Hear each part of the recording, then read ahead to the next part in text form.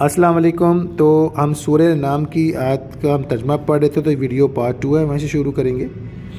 جب بھی اسے مرد ہی بناتے، یعنی اللہ تعالیٰ فرماتے ہیں جب بھی کوئی فرشتہ بھیجتے تو مرد ہی صورت میں آتا وہ، اور ان پر وہی شعبہ رکھتے جس میں اب پڑھے ہیں، اور ضرور اے محبوب تم سے پہلے جو رسولوں کے ساتھ بھی ٹھٹھا کیا گیا، یعنی مذاق کیا گیا، یعنی کفار نے ان کا مذاق اڑایا، تو وہ جو ان سے ہنستے تھے ان کی ہنسی ان کو لے بیٹھی۔ تم فرما دو زمین میں سیر کرو، پھر دیکھو کہ جھٹلانے والوں کا کیسا انجام ہوا۔ تم فرما دو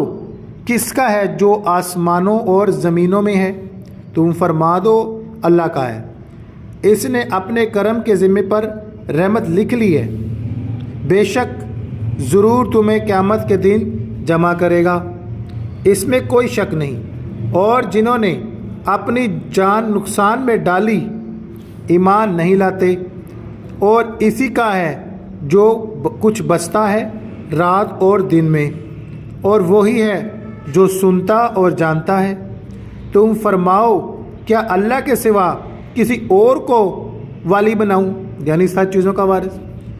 وہ اللہ جس نے آسمان اور زمین پیدا کیے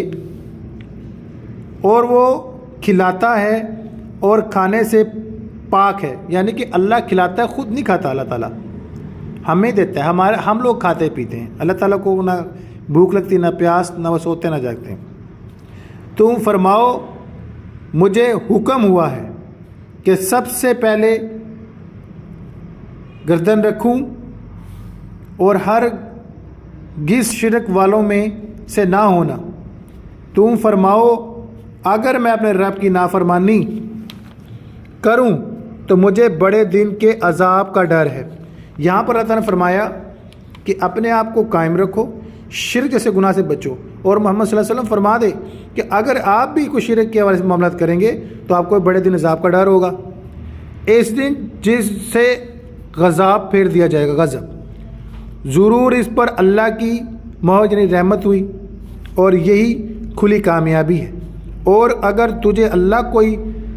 برائی پہنچائے تو اس کے سوا اس کا کوئی دور کرنے والا نہیں، یعنی مشکل مصیبت آئے کوئی